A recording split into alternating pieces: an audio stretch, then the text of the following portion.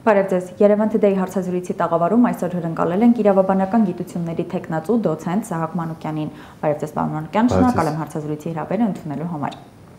Պարոն Մանուկյան, սկսենք ձեզ հետ տեղի ունեցած դեպքից։ ԵՊՀ-ից աշխատանքից հեռացվել եք, քանի որ ԿՊԱ-կան падգամավորի կարծես թե դուրս չի եկել ձեր բերած օրինակը։ Կխնդրեմ մի փոքր մանրամասնեք, ինչ օրինակի մասին է խոսքը եւ որ падգամավորի։ Շնորհակալություն հրավերելու համար, Սելի Աննա։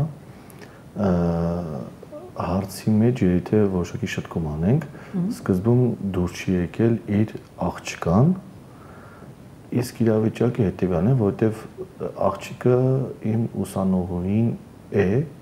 եղել մոտ 2 ամիս, ոչ ամբողջական 2 ամիս, որը ես չեմ իմացել, կամ բարեբախտաբար, կամ ոչ բարեբախտաբար, դժբախտաբար, բայց ոչ միայն նրա աղջիկն է այդ կուրսում սովորում, այլ շուրջ 7 տասնյակ այլ ուսանողներ։ Հարցաշարի հերթական հարցը բացատրելիս, որը վերաբերում է քաղաքական ռեժիմներին, խոսում ենք դեմոկրատական ռեժիմի մասին, ներկայացնում էի դեմոկրատական ռեժիմի բնորոշ հատկանիշները եւ դրանցից մեկն է խոսքի ազատությունը։ Ուսանողների ուշադրությունը հրավիրության հանգամանքի վրա, որ անգամ դեմոկրատական ռեժիմի պայմաններում չի կարող խոսքի ազատություն կրել բացարձակ բնույթ։ Եվ համեմատում էի մարդու կյանքի իրավունքի հետ, որ անգամ կյանքի իրավունքը չի կարող կրել բացարձակ բնույթ, ուրեմն այստեղ խոսքի ազատությունը։ Եվ ըստ էության պիտի հասկանալ, որ ավարտում է ձեր իրավունքը այնտեղ, որտեղ սկսում է դիմացինի արժանապատվությունը։ Եվ արժանապատվությունը ոտնահարելու երկու եղանակ կա։ Մեկը վիրավորանքն է, մյուսը զրպարտությունը։ Հարց ուղղեցել ես այն, դուք զգում եք վիրավորանքի եւ զրպարտության տարբերությունը։ Բնականաբար չէին զգում տարբերությունը, եւ ըստ էության ես մոտ 40 րոպե նվիրեցի դասախոսություն դրանց նրբերանգները ուսանողներին բացատրելու համար։ Եվ որպեսզի ուսանողները յուրացնեն նյութը, բացի տեսական դիտարկումից, ես երկու օրինակ եմ վերցրել, որոնք իրար հետ փոխկապակցված են։ Մեկը գեղարվեստական օրինակ է, ֆիլմ է, հայկական արտադրության վերնագիրը այսպես է, Scotch and Whisky։ Ֆիլմում մի դրվագ կա, որտեղ որ զոհը, ճակերտավոր, որին մանավորում է դերասաններից Ռաֆայել Երանոսյանը, այդ պահին հանցագործի կողմից, որին մանավորում է Սոս Ջանիբեկյանը, զրկված է ոչ միայն ազատ տեղաշարժման իրավունքից, այլ նաև նրան ըստ էության հանցագործը հետևյալ արտահայտությունն է անում, թե հասկացար այ ֆուցն։ Ես այդ բառը ընդ որում չեմ էլ արտասանում, ասում եմ ֆիլմը նայել եք, ամբողջ կուրս ասում է այո։ Եթե նայել եք այսպեսի դրվագ կար, հիշում եք, մի մասը հիշում եմ, մի մասը չի հիշում, ով որ չի հիշում, փսփսում են իրար ականջին, հիշում են, ոգևորվում են։ Ես էլեկտրոնային գրատախտակի վրա գրում եմ խոսքի ազատություն, նրա սահմանափակումները, վիրավորանք եւ զրպարտություն, եւ տակը գրում եմ այդ բառը։ Չարտասանելով։ Եվ ասեմ, ինչ եք կարծում։ Այս դրվագում եղավ խոսքի ազատության սահմանազանցում։ Ամբողջ կուրսը միաբերան պնդում է, որ այո, կարծում ենք, որ է։ Ասում եմ, ինչ դրսևորմամբ։ Հանգում ենք այն եզրակացության, որ եղել է վիրավորանք։ Եվ ես շարունակել եմ իմ դասախոսությունը, ասեմ, հիմա ես մեկ այլ օրինակ բերեմ, որտեղ նույն անձի կողմից, նույն տեղը, նույն պահին արված արտահայտությունը, այդ նույն արտահայտությունը, որը ֆիլմում է հնչում,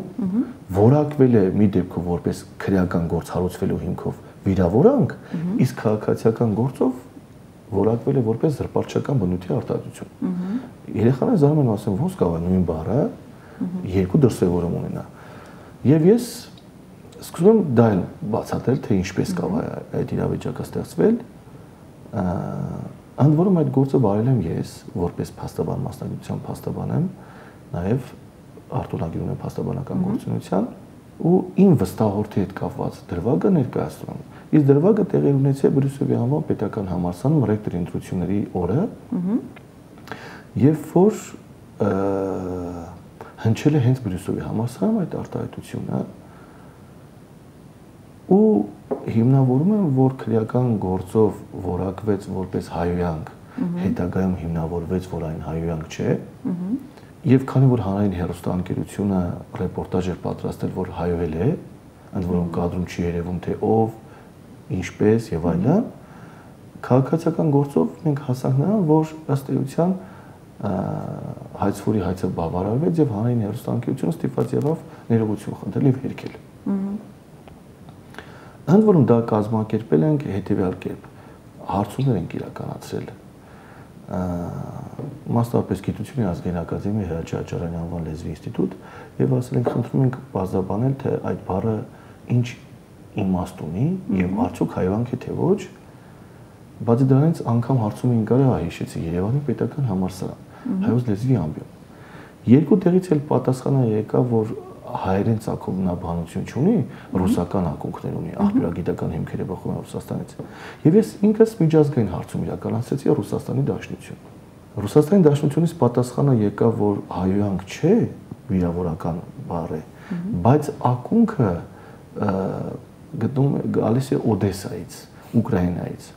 Այդ ժամանակ էլ հակառակի պես սկսվել էին հատուկ ռազմական գործողությունները, ես ամեն դեպքում փորձեցի եւ երկրորդ միջազգային փաստաբանական հարցումս ուղարկեցի Ուկրաինա։ Բարեբախտաբար պատասխանեցին Իզարմանցից նաեւ եկավ պատասխանը, որ այո, Օդեսայից է գալիս այդ բառապաշարը, միանշանակ հայոյանք չէ, իրավական բնույթի արտահայտությունը նայած, որ իրավիճակում ինչ կլինի։ Հիմար կամ ավելի այլ բառապաշարով զոհ է նշանակում որպես կանոն, այսինքն գնանք զոհին թալանենք, նա մեքենան կամ բնակարանը, բայց նաև իմաստներից մեկը հիմարն է։ Ես ուսանողներին անգամ այդ իմ իրականացած հարցումներն եմ ներկայացնում, թե ներպետական, թե միջազգային, մոտ 10 հատուրանոց գործ է։ Իհարկե ոչ ամբողջ մանրամասնությունները բնականաբար, այն դրվագները, որոնք կհասնեմ դասի ժամանակ ներկայացնել։ Դասի ներկա ուսանողների իմիջիալոց շատ ոգևորված եւ շատ էին հետաքրված, անընդհատ հարց էին տալիս։ Առաջընկնելով ասեմ, որ անգամ դասը ավարտվել էր, ես շտապտեղ պետք է գնայի, չէին է թողում, որ հեռանայի։ Շրջապատել եւ էլի հարցեր էին տալիս։ Ուսանողներից մեկը առանց ինձանից թույլտվություն հարցնելու գաղտնի նկարում է ինձ։ Կարծես լինելով պապարացի։ Թողնենք սա։ Ես սա մեղմ եմ վերաբերում, նեոհամատորեն եմ վերաբերում, նկարել է ոչինչ։ Մյուս դրա շարունակությունն ավելի մտահոգիչ։ Ինքը ոչ միայն ինձ է նկարում, իր կուրսեցիներին, որոնց եւս նկարելու իրավասության պոշտված չի եղել։ Այլ նաև նկարում է դասը։ Էլեկտրոնային գրատախտակի վրա իմ գրածները, որի վերաբերյալ ես նրան թույլտվություն չեմ տվել, քանի որ դա իմ հեղինակային իրավունքն է, նա դրանով խախտում եմ հեղինակային իրավունքը։ Եվ ոչ թե նկարում է ցավոք սրտի, պահելու հետո վերհիշելու համար,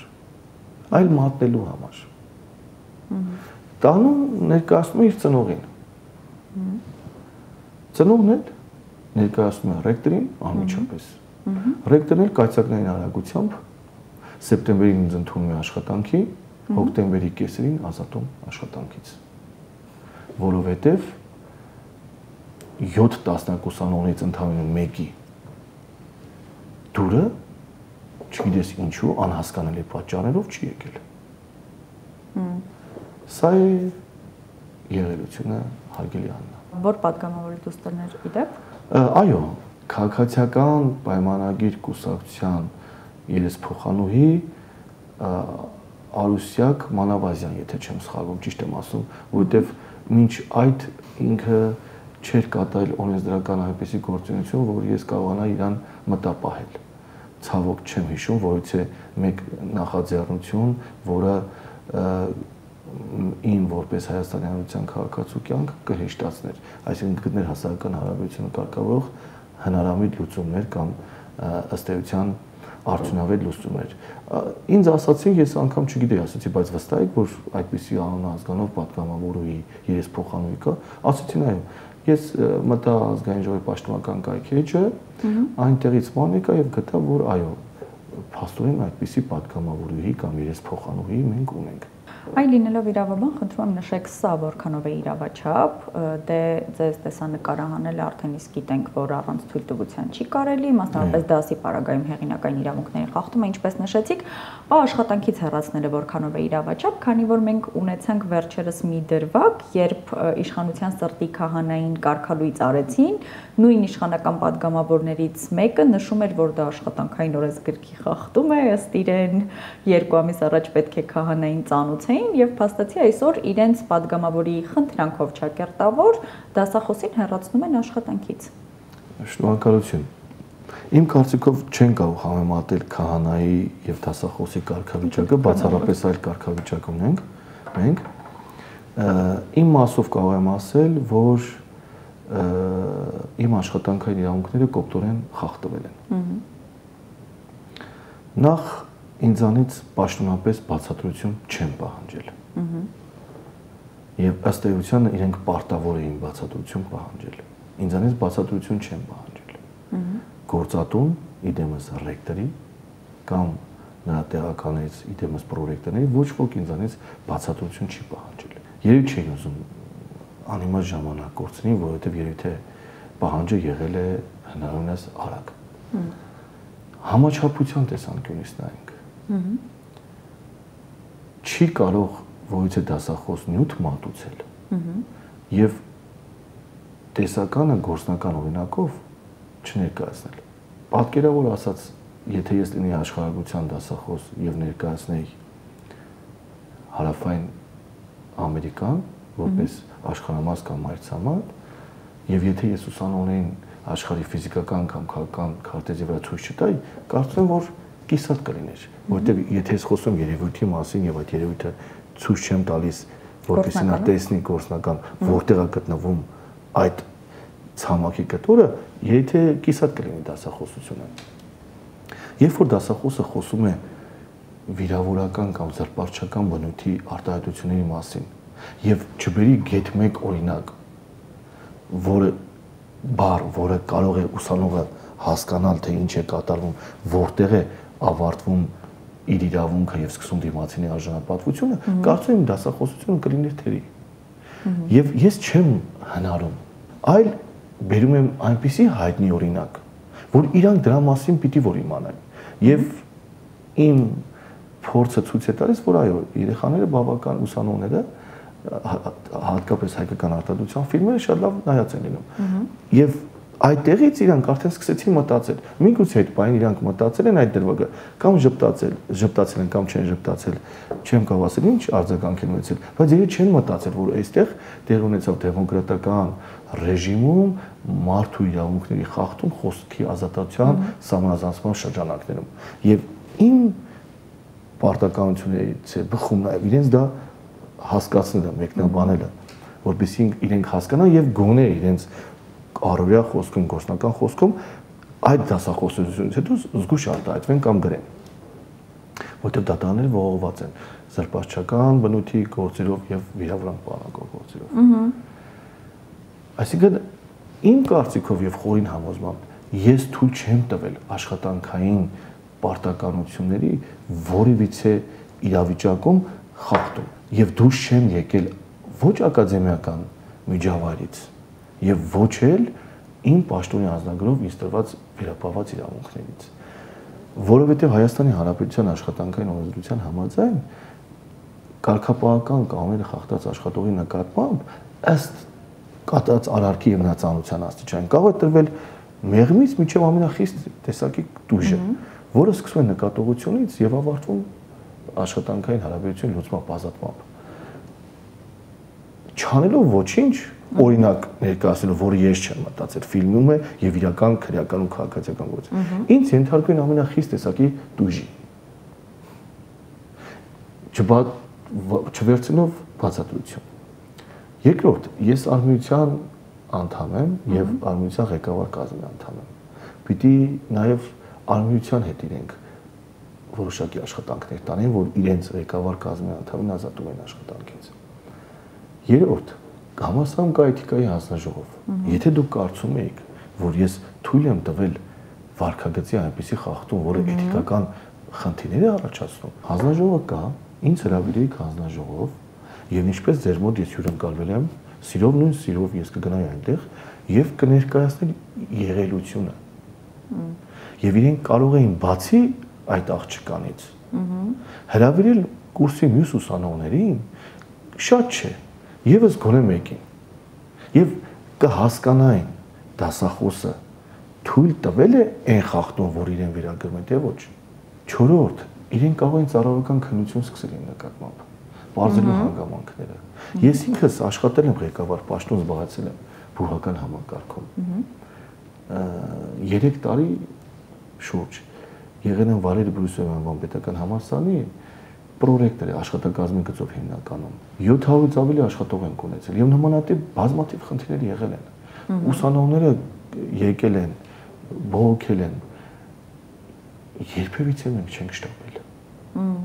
5 օրում, 4 օրում, 3 օրում ոչ ոքի մենք չենք հեռացրել։ Սա իր կարծիքն է, ընդունեցինք։ Ինքս կուրսը եղել է 10-ից մինչև 100 հոգի, երբևիցե չեմ զլացել, բոլորին հրավիրել եմ իմ աշխատասենյակ, լսել եմ բոլորի կարծիքը, հետո հրավիրել եմ դասախոսին, լսել եմ իր կարծիքը, հետո հրավիրել եմ ամբիոնի վարչին, հրավիրել եմ իր գործընկերներին ամբիոնի, դեկանին, փոխդեկանին, ամբողջական պատկերացում եմ ունեցել,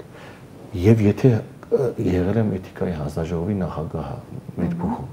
եթե հասկացել եմ, որ էթիկական վարքագծային որոշակի խնդիրներ է եղել, զեկուցանքիր եմ ներկայացրել եւ էթիկայի ինքնուրույն որոշում չեմ կայացրել։ Էթիկայի հանձնաժողովն է քննել, այսինքն կոլեկտիվ մարմին է քննել եւ չեմ հիշում նման դեպք 3 տարվա ընթացքում, որ ուսանողի գրած ինչ որ մի բանի համար իրականության հետ աղերս չունեցող։ Մենք մեր դասախոսին զոհաբել էինք։ Փորձել եմ հաշտեցնել։ Նստացել եմ իր հետ ասեմ, դե լավ, անցալումը եղել է։ Դու ինչի՞ց ես նեղված, դու ինչի՞ց։ Հետո հավատացեք գրկա խառնվել, ողջագուրվել ու գնացել են եւ շարունակել են իրարից հաճույք ստանալ դասախոս ուսանողից ու շարունակող դասախոսից։ Ցավոք դուք առաջին մարդը չեք, ով բախվում է նման խնդրի։ Այս իշխանությունների օրոք քաղաքական հայացքների կամ իրենց ոչ հաճելի խոսույթի համար հեռացվում է նման դեպք ունենք Բրուսովի դեպքում, ունենք Կառավարման ակադեմիայում, առհասարակ նման դեպքերը շատ են։ Դուք սա ինչպես եք մեկնաբանում։ Հուսով եմ ես կլինեմ վերջինը։ Մեկնաբանությունները չգիտեմ։ Տեսեք, կամ լավ, այսպես հարցնեմ, ով է падգամավորը, որ բուհից մարդ ազատել տա։ Իմ խորին համոզմամբ падգամավորը ոչ Հայաստանի Հանրապետության սահմանությամբ, ոչ էլ ազգային ժողով կանոնակարգ սահմանադրական օրենքով նման լիազորություն չունի։ Եթե ես սխալվում եմ, թող երեսփոխանուհին ինձ ուղի, որ օրենսդիր իշխանության ներկայացուցիչը կարող է միջամտել իր ենթակայության տակ չգտնվող կրթական հաստատության դասախոսի ազատման գործին։ Ինքը կարող է ասել ես որպես ծնող եմ հանդես եկել, ոչ թե որպես երեսփոխանուհի, բայց ես կարծում եմ, որ այստեղ էլ է խնդիր, որովհետև ինչպես եղավ, որ մնացած 70-ի ծնողները համարեցին դասախոսի վարքը նորմալ, չդրթեցին իրենց երեխային գաղտնի առանց թույլտվության նկարել եւ մատնել, իսկ իր պարագայում դա այդպես եղավ։ Այսինքն դուք ինչ եք կարծում, հանրային հեռուստաընկերության հետ քրեական գործի հետ կապված օրինակն է հենց պատճառ հանդիսացել, որ տվյալ падգամավորին դուր չի եկել, այո։ Ով, քանի որ իրեն դուր չի եկել։ Պիտի իրեն հարցնենք։ Իմ կարծիքով ինքը չէր կարող իրեն ոչ մի կերպ դա ոչ կարող դուր գալ, ոչ դուր չգալ, որտեղ դա իրողություն է։ Անկախ իրեն հաճելի լինելու հանգամանքից դա կա։ Բաց ռեսուրս է, եթե մենք դատալեքս դատական տեղեկատվական համակարգում որոնենք, 1 րոպե հետո այդ գործերը կգտնենք։ Ինքը ուզի չուզի դրանք կան։ Ոչ թե նոր գործ պիտի դառնան, որ ինքը ուզի դառնա թե չդառնա, դրանք արդեն կան։ Ընդհանրապես պիտի նա հաշտվի այդ իրողության հետ, որ նմանատիպ գործեր եղել են։ Քրեական գործով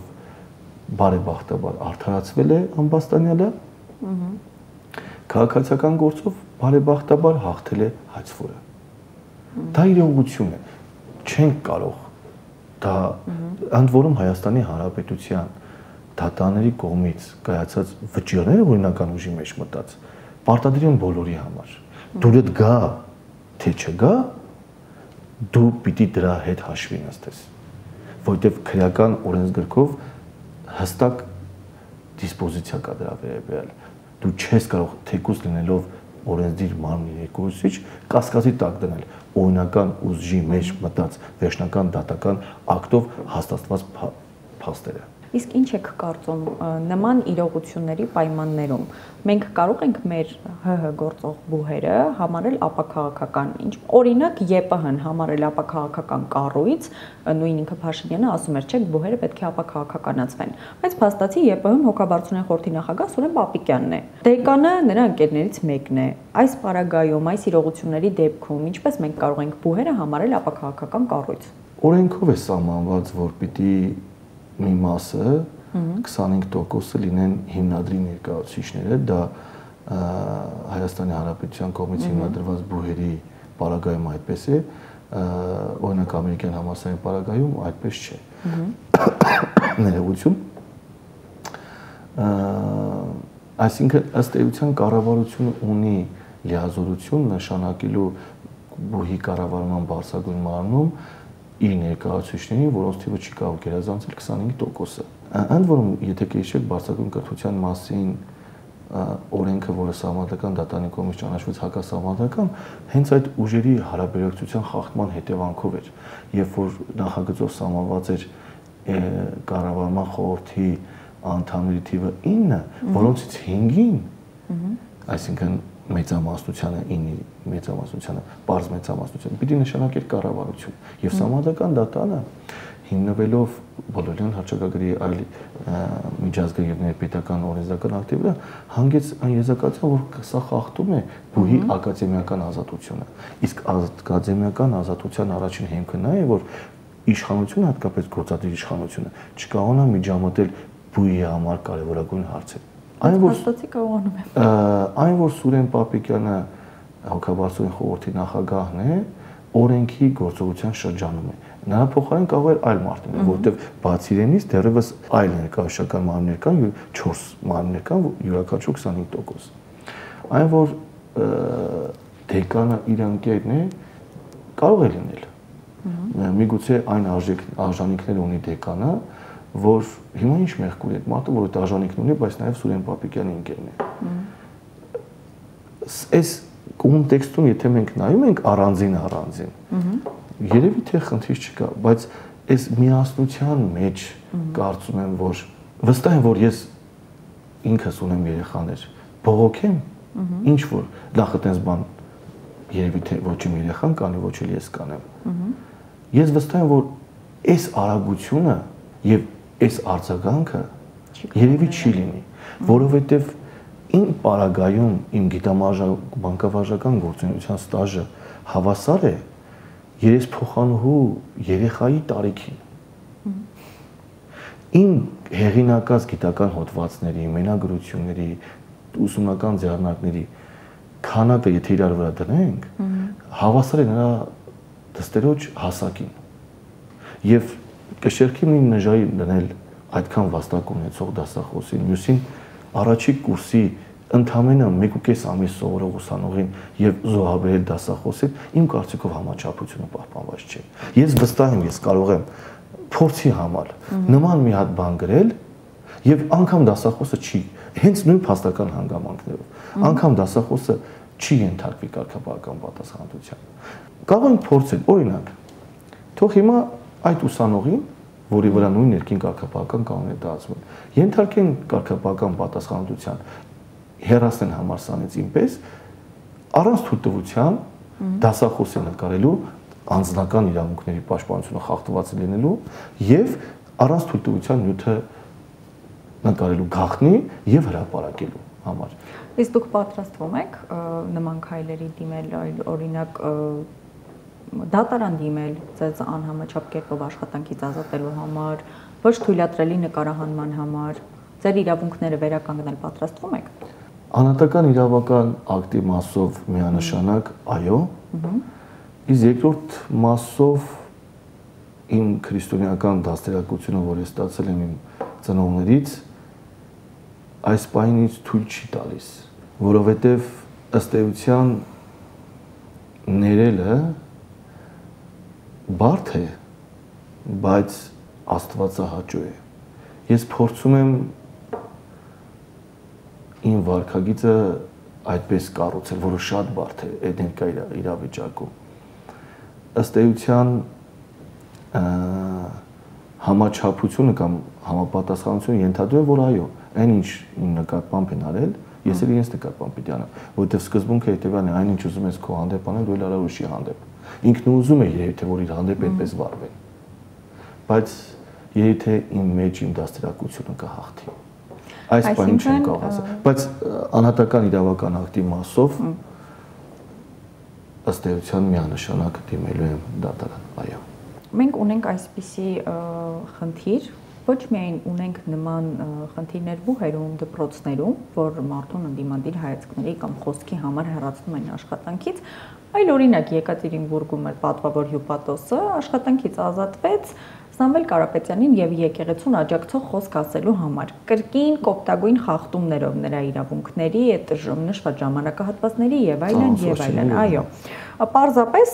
ինչպես ինքն է ներկայացրել ուղիղ եթերում, զանգահարել են, ասել են կամ հրաժարվի խոսքիցդ, կամ աշխատանքից ազատվում ես։ Բայց այ օրինակ ԿՓԱ-կան պաշտոնյային տանում են նշանակում են մասնավոր կառույցում, մասնավորապես հետցում եւ ասում են նույն Սամվել Կարապետյանին իրեն վճարի գումար աննախադեպ մեծ չափերի աշխատավարձ։ Սա ինչպես կմեկնաբանեք, սա ընդհանրապես ըստ ձեզ ինչի հետևանք է։ Իրավական գնահատականի հարց է, քաղաքական նպատակարարության հարց է։ Կդժվարանա պատասխանել։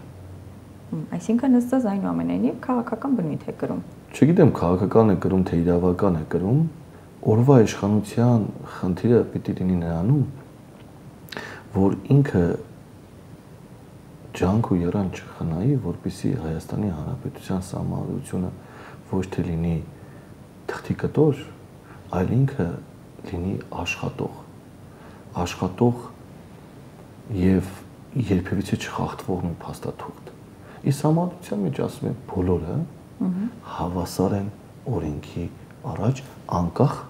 քաղաքական հայացքներից։ Բայց արդյոք այսօրվա իշխանությունը այն իշխանությունն է, ով այդ սահմանադրությունը հարգում է կամ ընդունում է։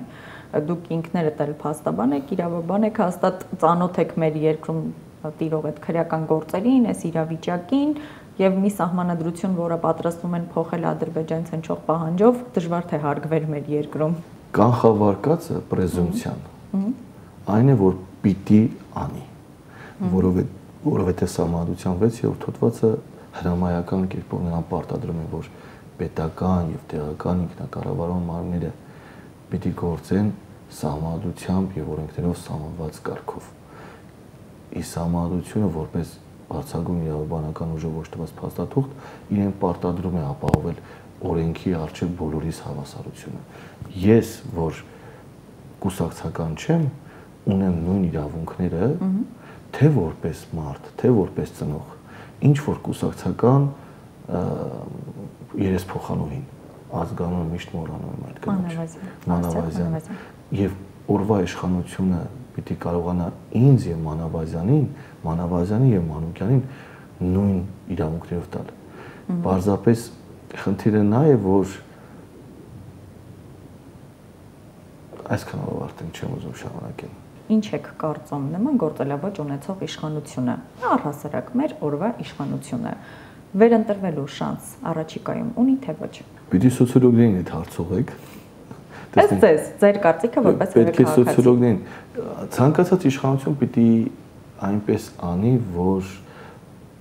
ընտրությունների հաջորդ օրվանից ինքը ապահովի իր ռեպրոդուկցիան, որովհետև եթե դու կուսակցական ես եւ ստեղծում ես քաղաքական կուսակցություն, քո միակ նպատակը պիտի լինի իշխանության հասնելը եւ իշխանության հասնելուց հետո վերընտրվելը։ Ես կարծում եմ, որ իրանք այս քաղաքագիտական աքսիոմային տիրապետում են։ Իսկ թե նրանց հաջողվում է սա կյանքի կոչել թե ոչ, պիտի տեսնենք սոցիոլոգիական հարցումները ինչ են ցույց տալիս։ Եվ եթե իրենք ունեն, պիտի համապատասխան հետևություններ անեն, որովհետև եթե իրեն չի հաջողվում պաշտպանել իր քաղաքացի Մանուկյանի տարական աշխատանքային իրավունքները, միգուցե քաղաքացի Մանուկյանը նրա փոքրիկ շրջապատը համապատասխան հետևություններ կանեն ընտրության օրը, կուզեն, որ այդ իշխանությունը վերընտրվի, թե ոչ։ Այսինքն ինքը պիտի իր հաստատուն, իրավաչափ, համաչափ գործողություններով մինչ ընտրական ժամանակահատվածում նախապատվություն չտա Մանավազյանին Մանուկյանի փոխարեն, որովհետև ըստ էության Մանուկյանների ձայների հանրագումարն է ապահովելու որևիցե կուսակցության հաղթանակը։ Ես կարծում եմ, որ իրենք սա պիտի գիտակցեն։ Ընդ որում ես պիտի չասեմ։ Անձը, երբ որ սկսում է զբաղվել քաղաքականությամբ, այդ գիտակցումով պիտի օժտված լինի, որովհետև ես իրանց միայն ընտրության օրը չէ, որ պետք եմ։ Ես իրանց պետք եմ այլ դեպքերում եւ այլ օրերում եւս, որպես ՀՀ քաղաքացի, որովհետև ես հարկ եմ վճարում, ունեմ կարգավիճակ, իսկ այսօր խթանվում է հարկ վճարողին։ Հերոս է հարկատում։ Այո, ես ինձ հարկ վճարելով հերոս չեմ համարում, որովհետև իմ չափանիշներով հերոսը այլ որակական հատկանիշներ պիտի ունենա, այլ վաստակ պիտի ունենա, բայց ամեն դեպքում թեկուզ իրենց տրամաբանության մեջ ես զրկվեցի հերոս լինելու հնարավորությունից ընդհանրապես մի փոքրիկ անիմաստ բառը այստեղ իմաստալից է, գիտեք, զավեշտալի պատճառաբանությամբ, զավեշտի հասնող պատճառաբանությամբ, երբ որ ես օրինակ եմ ներկայացել սանը։ Շնորհակալություն, պարոն։ Ձեր շնորհակալություն։